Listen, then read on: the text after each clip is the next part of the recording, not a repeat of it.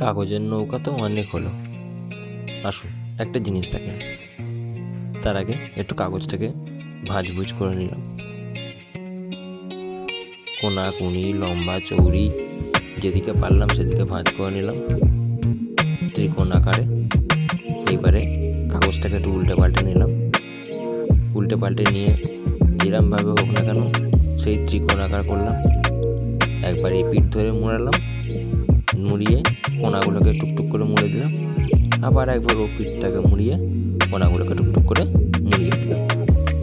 এইবারে মোড়ানোর পর কী করব, ওই যে দুটো মুখ পেলাম, ওই দুটো মুখকে দুটো মুখের মধ্যে জয়েন্ট করাতে হবে। কী করে জয়েন্ট করাবো, নাকি একটা দিক আর একটা ফাঁকা দিকের মাঝখানে ঢুকিয়ে তার উল্টো দিকের মুখটাকে কোনোভাবে এই দিকে নিয়ে টেনে নিয়ে ওর পিঠের ভিতরে ঢুকিয়ে দিলাম। তাতে কি হলো, জিনিসটা শক্ত হয়ে গেল এবং থেকে গেল। ঠিক তেমনভাবে উল্টো দিকটাও করে নিলাম। উল্টো দিকটা করার আগে একটু পিন মেরে দিলাম, কারণ এখন বাঙালি তো সবাইকে পিন মারছে, আমিও একটা পিন মেরে দিলাম, যাতে কি কাগজটা একটু থেকে যায় ফিক্সড হয়ে। আপনারা পিন নাও মারতে পারেন।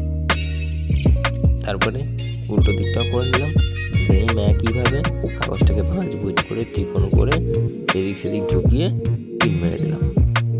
এইবারে কি হবে, এইবারে ওই যে দুটো জায়গাটা, ওটাকে ফাঁকা জায়গাটাকে একটু হাত দিয়ে ধরে ঠেলে দিলে ছাউনি ঠিক টস করে বেরিয়ে চলে এলো। এবার একটু ছাউনিটাকে সোজা করে একটু চিপে দিলাম। চিপে দেওয়ার পরে ওই যে বানাই যখন কাঠের পাটাতনগুলিকে আমরা পেরেক দিয়ে সেটে দিই, ঠিক তেমনই নৌকোর যেই পাল তোলার যে জায়গাটা, পালের মানে ছাউনির জায়গাটা, সেই জায়গাটার সাথে নৌকোর যে কাঠ হয়, সেই নৌকোর কাঠ বা নৌকোর বডি বলতে পারো এখানে কাগজে, সেই বডি দুটোর উপরে একটু পিন আপ করে দিলাম। যেই পিন আপ করে দিলাম অমনি কি এটা একদম তৈরি হয়ে গেল আমাদের কাগজের নৌকো। তো অবশ্যই, বাট কি এটা তৈরি হয়ে গেল একটা ছাউনি দেওয়া নৌকো। ছাউনি তাহলে বুঝতে পারবেন না, কিন্তু বাট ছাউনি তাহলে নৌকো হয়ে গেল। এতে আপনার বাড়ির বাচ্চাদের আপনারা যদি এরকম করে দেখান তো তারা অনেক আনন্দ পাবে, তারা অনেক খুশি হবে। কেমন লাগলো ভিডিওটা অবশ্যই জানিও। আর যদি মিস না করতে চাও ভিডিওটাকে সেভ করে রাখো, যাতে তোমরা এরম দেখে পরে আবার বানাতে পারবে। Thank you so much. Tata.